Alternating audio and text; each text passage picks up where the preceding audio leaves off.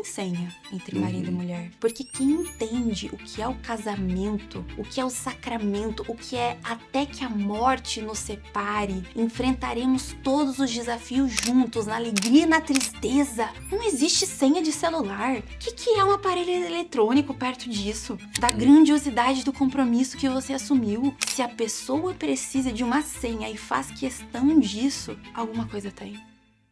E a questão da infidelidade? O celular é um fator Sim. importante para isso também? Se bem que isso sempre existiu, né? Não sei se Sim. o celular acelerou, com certeza facilitou, né? É. A opinião polêmica, que pra você não vai ser polêmica, porque nós estamos na mesma bolha, mas se fosse em outro podcast seria, não tem senha entre marido e mulher. E se começa a ter senha, se dentro de um casamento eles fazem questão de ter senha, tem picuinha aí no meio. Alguma coisa tá estranha. Né? Alguma coisa.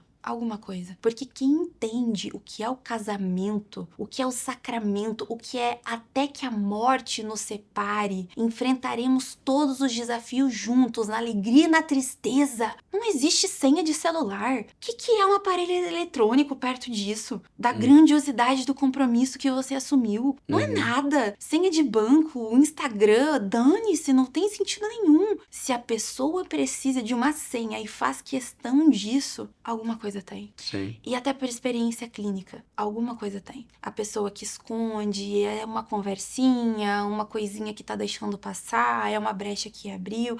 Sempre existiu, né, a questão da infidelidade, os casamentos sempre sofreram com infidelidade, mas realmente isso foi agora escancarado. Inclusive o consumo, pode falar aqui? Pode, o que quiser. De pornografia. Então, às vezes, não existe uma outra mulher, mas existe um consumo que também foi colocado. Assim como as mulheres tiveram ali as narrativas próprias do gênero, os homens também tiveram. Foram apresentados a pornografia pelos próprios pais. Olha essa revistinha aqui.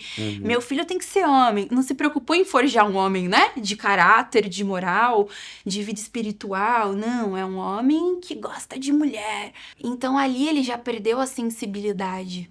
Ainda que existe um movimento que os homens estão tomando conta do quanto a pornografia realmente acaba comprometendo, mas muitos ainda não têm. Então, às vezes, esconde o celular, mas por consumo mesmo, de pornografia, de... Aí tem aquelas páginas, né, de mulheres sensuais e tudo mais. Eu lembro quando eu era criança, eu tinha 10 anos de idade, eu ia num barbeiro perto da minha casa, e toda vez que eu ia, ele me colocava uma Playboy no meu colo, com 10 anos de idade. Ele, Meu Deus. Olha aí, como se fosse a coisa mais normal do mundo. Criança, né, você não entende muito bem, você fala, tudo bem e tal, ele, né, tá me mostrando mulher, mas você vê como isso foi formando o imaginário de toda essa geração, Sim. né?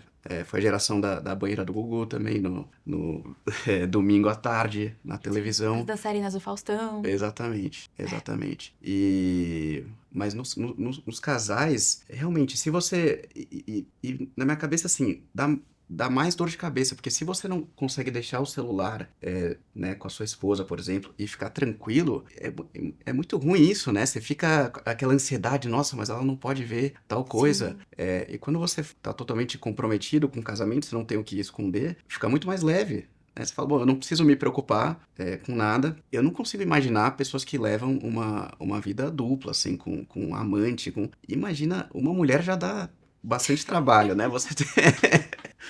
Você realmente ter que arquitetar, né, tudo e viver escondendo, viver na mentira. E você vai fragmentando a tua própria personalidade. Não tem como você ter uma vida plena vivendo dessa forma, né? Exato. Mas são pessoas que elas já nem sabem... Nunca souberam, provavelmente, o que é uma vida plena. O que é uma vida onde você não tem nada a esconder, onde tá tudo bem, sabe? Onde você chega em casa e você gosta de conversar com o seu parceiro e com a sua parceira. Infelizmente, foram poucos os homens, agora falando, né, dessa questão da pornografia, que não caíram em algum momento da vida, nem que fosse ali no começo da infância, na pré-puberdade, na puberdade, que não caíram em algum tipo de consumo, e aí precisaram se desfazer desse consumo, mas que desde cedo foram desensibilizados ao tipo de mulher que eles acabam olhando.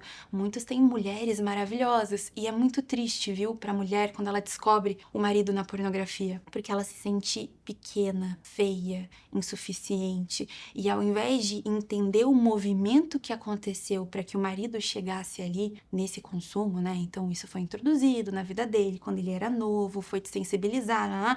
Não, poxa, eu não sou suficiente pro meu marido. Ao invés de olhar pra mim, ele prefere olhar pra uma tela. Ao invés de me desejar, ele prefere desejar um personagem. É muito triste, muito complexo para a mulher lidar com isso. Inclusive, eu sempre direciono as mulheres: se você descobriu que o seu marido tem esse tipo de consumo, procure ajuda psicológica. Não é algo fácil de ser encarado para a mulher, porque ela sempre vai se questionar, vai olhar para o próprio corpo, vai olhar para as próprias ações, sendo que, via de regra, isso não foi depois do casamento. Sim. Isso foi construído lá atrás. Mais uma coisinha ali para também tirar o homem do centro da família. Não foi ensinado para esse homem a ser homem. O cabeça, o portador da missão, o que vai honrar a mulher, como é ser um marido, como é ser um bom pai, a firmeza de um pai presente. Não, meu filho tem que ser homem, olha essa revistinha aqui, que legal. Exatamente. Você é tão homem quanto a quantidade de mulheres que você sai, né? Toda Sim. a minha geração cresceu escutando isso. Sim. E sendo normalizado, né? Sendo Isso daí é coisa de normalizado. homem. Imagina. Por que você liga pra isso? É coisa de homem. É. Ninguém precisa saber. Coisa de homem. É, É muito exatamente. triste.